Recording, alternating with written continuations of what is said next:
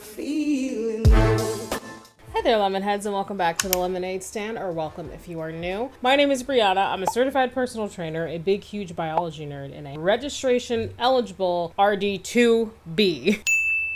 So we're gathered here today for a fun little video that I've been wanting to make about something that has been brewing. Popular prebiotic soda brand that your coworker never shuts up about, Poppi Soda, this soda to be exact, is being slapped with a big fat class action lawsuit. So let's chat about it. Before we proceed, if you love science-based health, wellness, and fitness education with some lulz and lots of dry sarcasm on the way, hit that subscribe button and join the Lemonade Stand because we would really love to have you here. All right, without anything further, let's make some lemonade. Okay, I did not think through my beverage choices because I said to myself, well, I have some poppies, so I'll drink it while I'm filming this video, right? But then also this morning I really wanted a iced latte. My favorite local coffee shops has a churro latte, so I was like, I'm gonna go get an iced one. So I went and got that, and then I got home and I was like, oh, I'm also gonna be filming this video, so now I have a bunch of these beverages, which is fine.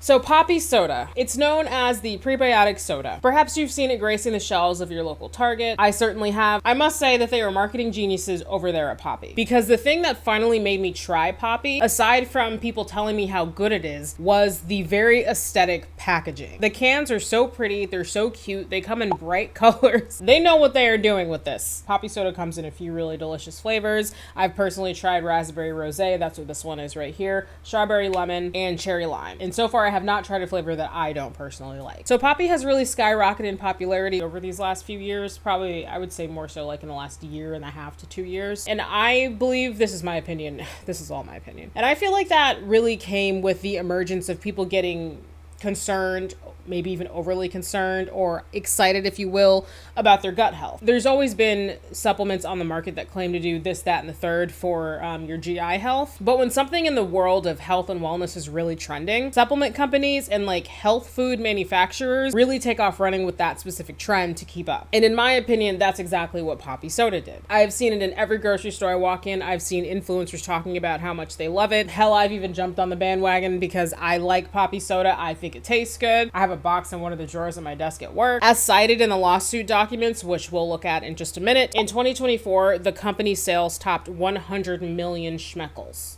Dollars, for those of you who don't know. They surpassed Coca-Cola by 1.5 times. That's insane. I think the other part of that too is a lot of people like soda, but it's, kind of well known that as a sugar sweetened beverage, drinking it in excess is really not ideal. So I think a lot of people also want an alternative to soda, and I think Poppi fit that bill really well. So in my opinion, that's one thing that probably contributed to its success. What exactly is the secret sauce in Poppi though? How is it supposed to give me a magical, beautifully functioning gut? Well, the ingredients list in each can of Poppi is actually a pretty short one. Of course, it starts with water, in their case, sparkling water. There's some apple cider vinegar, a dash of cane sugar, and stevia to sweeten. Those are like the base ingredients, I would say, that are in pretty much every can of Poppi. And then as far as the flavorings go, some of the other ingredients changes based on the flavor you're drinking. For example, the strawberry lemon flavor has strawberry juice and lemon juice in it. The root beer flavor obviously doesn't have that. However, the star of the show in all Poppi sodas is going to be the prebiotic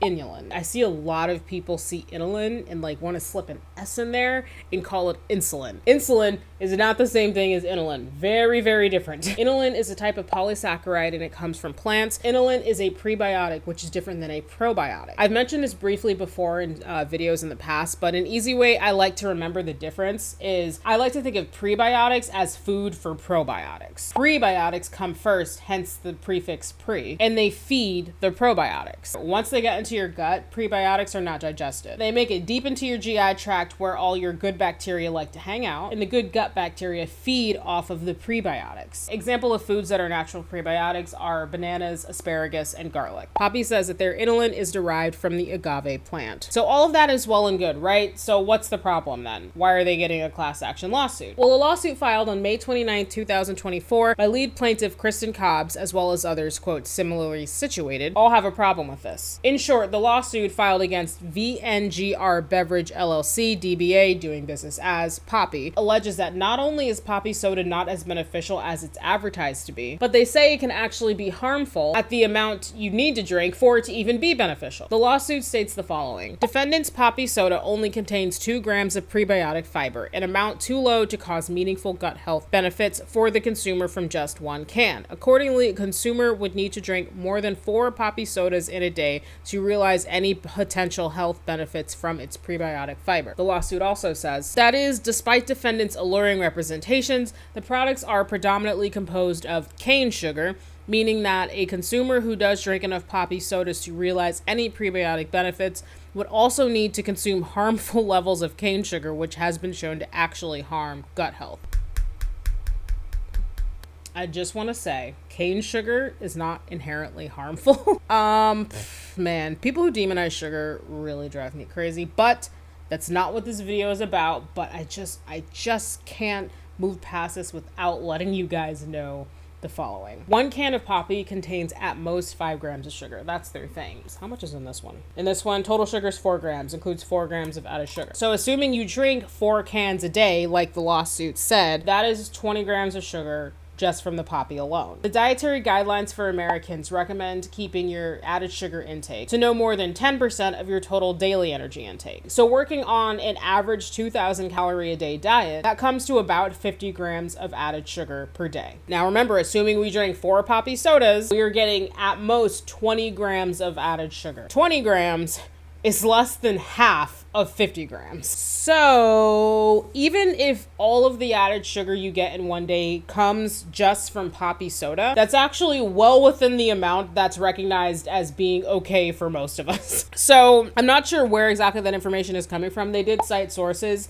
in the lawsuit. I'm gonna have to go back and look again closer at that. But just calling that amount of cane sugar harmful is that just feels a little bit dramatic to me. That's it. I'm done. I'm not on anyone's side, just so everybody knows with this lawsuit. I'm just communicating those facts. Let's move on. The lawsuit also talks more about the prebiotic inulin that's in Poppi Soda, which recall is its big selling point as a prebiotic soda. The document states, consuming too much inulin can lead to adverse health results. Studies show that taking as little as 2.5 grams of prebiotic supplements, including agave inulin, can lead to a buildup of gas causing abdominal discomfort, while higher doses, 40 to 50 grams per day, can lead to diarrhea. This is particularly problematic for people with existing digestive issues like irritable bowel syndrome or dietary sensitivities. So as far as Ms. Cobbs, the lead plaintiff, it's basically explained in the lawsuit that she saw the advertising around Poppi Soda being, quote, prebiotic soda, end quote, and made, quote,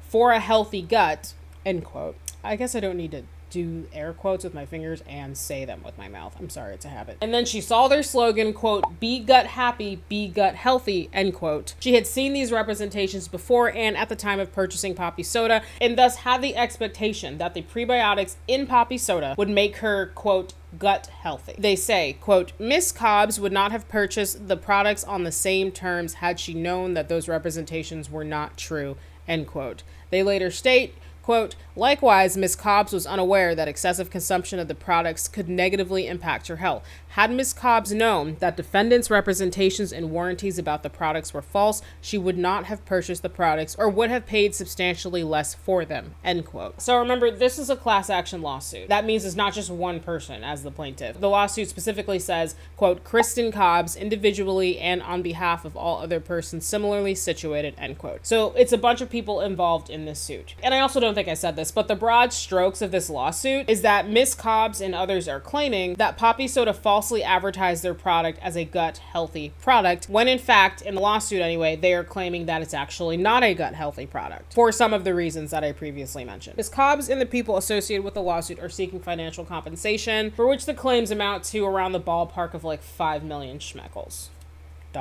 I did find a statement from Poppi Soda. In an article published by NBC News, Poppi said the following, quote, we believe the lawsuit is baseless and we will vigorously defend against these allegations, end quote. So, there it is. Okay, my personal take on this thing, I don't know, I feel like it might surprise some of you guys. I can see why and how the claim of Poppi falsely advertising their product came about.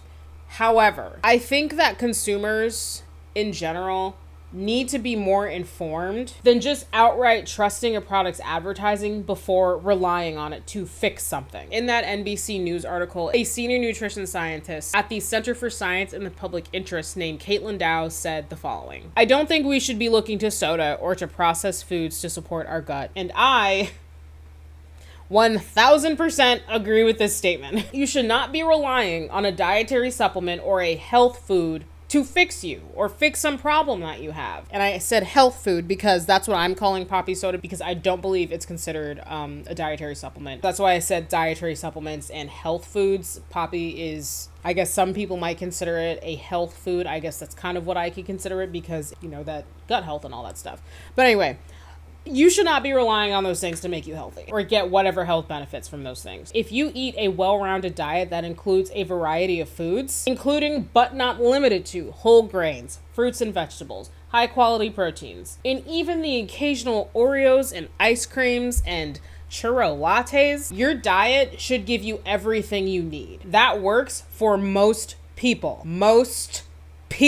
For the record, and I'm sure you guys have gathered this at this point, I don't drink Poppi for the purported benefits. I drink Poppi because it tastes good and no other reason. I do not expect at all that the little bits of prebiotics in this are going to fix my gut health. Not that I have any issues with GI health, because I don't. I drink it because I like how it tastes. That's it. I'm not going to say whether or not I think this lawsuit is baseless, but I do feel like this should be a good lesson for consumers. Poppi really blew up in popularity and, in my opinion, rode the wave of the gut health trend. When it comes to dietary supplements, which again, I don't believe Poppi is considered a dietary supplement. I just want to keep making that clear. When it comes to dietary supplements and like health foods or products that make health claims, you have got to do your due diligence, you guys. You have to. Don't just take the claims at face value, no matter how pretty the packaging is. A lot of dietary supplement companies and like health food products make a lot of claims about their products, and they bank on the fact that consumers are not going to do their research before verifying those claims. Because let's just be honest,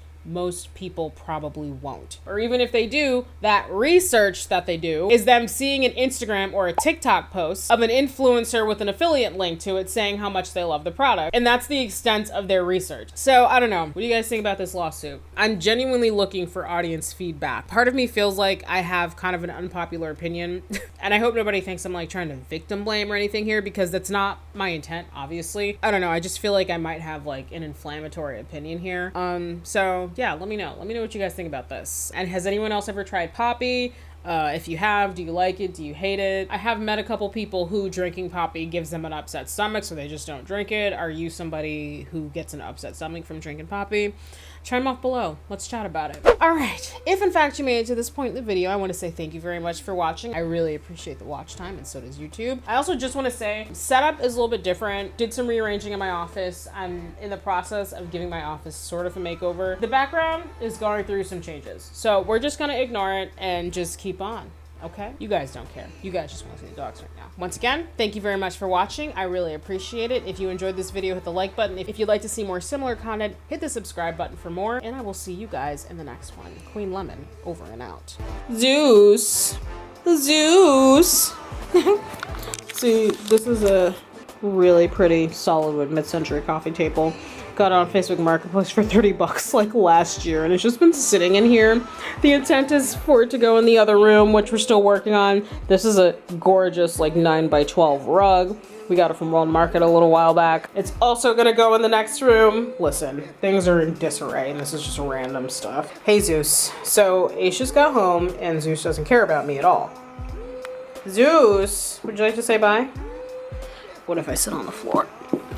Oh, here he comes. Would you like to say goodbye, Zeus? No. Oh, Zeus. You want to say bye? Hey. Hey. Hey. Hey, big head. Big head.